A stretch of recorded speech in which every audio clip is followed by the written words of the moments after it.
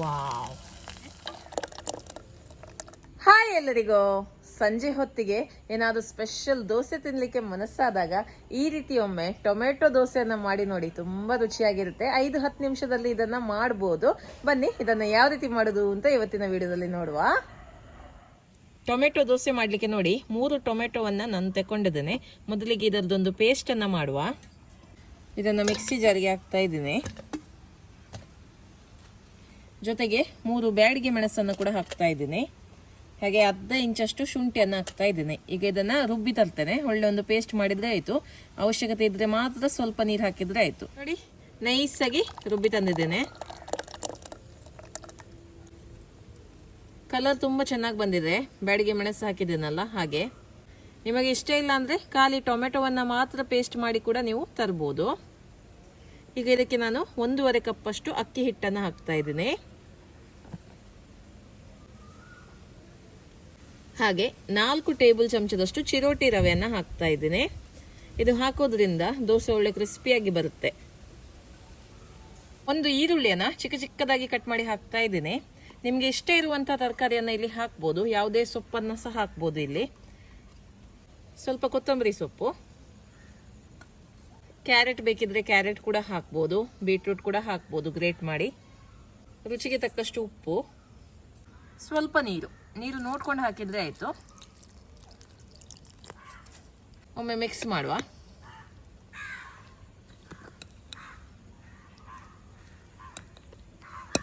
Jar ತೊಳೆದ ನೀರನ್ನೇ ಹಾಕ್ತಾ ಇದ್ದೀನಿ.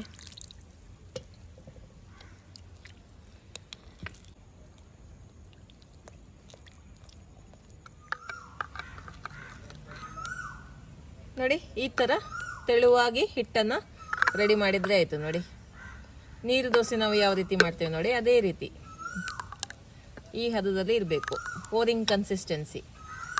ಓಕೆ, ಈಗ ದೋಸೆಯನ್ನು ಮಾಡುವ.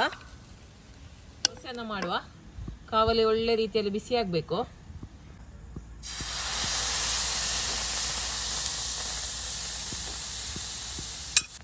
ಫ್ಲೇಮನ್ನು ಹೈಯಲ್ಲೇ ಇಡಬೇಕು ಸ್ಟಾರ್ಟಿಂಗಲ್ಲಿ. ದೋಸೆ ಹಿಟ್ಟು ಹಾಕಿದ ನಂತರ ಮೀಡಿಯಮಲ್ಲಿ ಇಟ್ಟು ಇದನ್ನು ಫ್ರೈ ಮಾಡಬೇಕು. ಒಳ್ಳೆ ಕ್ರಿಸ್ಪಿಯಾಗಿ ಬರ್ತದೆ. ಈಗ ಸ್ವಲ್ಪ ಹೊತ್ತು, ಒಂದು 10 ನಿಮಿಷಕ್ಕೆ ಇದನ್ನು ಈ ಥರ ಮುಚ್ತೇನೆ. 10 ನಿಮಿಷ ಮುಚ್ಚಿದ್ರೆ ಸಾಕು.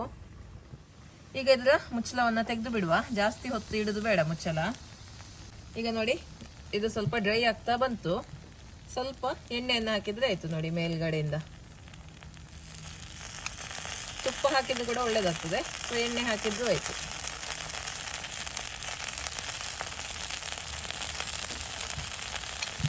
ಒಳ್ಳೆ ರೀತಿಯಲ್ಲಿ ಫ್ರೈ ಆಗಿದೆ. ಇಲ್ಲಿ ನೋಡುವ ಗೊತ್ತಾಗುತ್ತೆ, ಕಲರ್ ಚೇಂಜ್ ಆಗ್ತಾ ಬಂತು. ನಿಧಾನಕ್ಕೆ ಇದನ್ನು ತೆಗೆದು ಬಿಡುವ. ವಾವ್, ಕಲರ್ ನೋಡಿ ಎಷ್ಟು ಚೆನ್ನಾಗಿ ಬಂದಿದೆ ಅಂತ. ಸೂಪರಾಗಿ ಬಂದಿದೆ. ಇದನ್ನು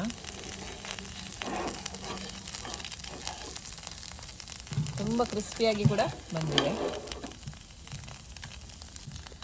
ವಾವ್, ನೋಡಿ, ಸೂಪರ್ ಆಗಿರುವಂಥ ಗರಿಗರಿಯಾಗಿರುವಂಥ ಟೊಮೆಟೊ ದೋಸೆ. ಇದನ್ನು ತೆಗೆದು ಬಿಡುವ. ನೋಡಿ, ಟೊಮೆಟೊ ದೋಸೆ ರೆಡಿಯಾಗಿದೆ. ಎಷ್ಟೊಂದು ಚೆನ್ನಾಗಿ ಬಂದಿದೆ ಅಲ್ವಾ? ತುಂಬಾನೇ ಚೆನ್ನಾಗಿ ಬಂದಿದೆ. ಕಲರ್ ಅಂತೂ ಸೂಪರ್ ಆಗಿದೆ. ಇದರ ಜೊತೆ ಒಂದು ಕಾಯಿ ಚಟ್ನಿ ಮಾಡಿದ್ದೇನೆ, ಕಾಯಿ ತುರಿ ಹಾಗೂ ಹಸಿಮೆಣಸಿನಕಾಯಿ ಹಾಕಿ. ಹಾಗೆ ಒಂದು ಬ್ಲ್ಯಾಕ್ ಟೀ ಮಾಡಿದ್ದೇನೆ. ಈ ಕಾಂಬಿನೇಷನ್ ಅಂತೂ ಸಖತ್ತಾಗಿರುತ್ತೆ. ಈವ್ನಿಂಗ್ ಟೈಮಲ್ಲಂತೂ ಇದು ತುಂಬ ಚೆನ್ನಾಗಿರುತ್ತೆ.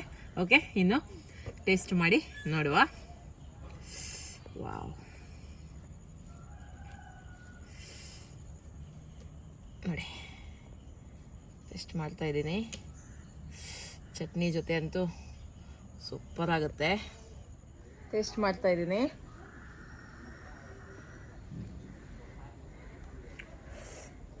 ತುಂಬ ರುಚಿಯಾಗಿದೆ.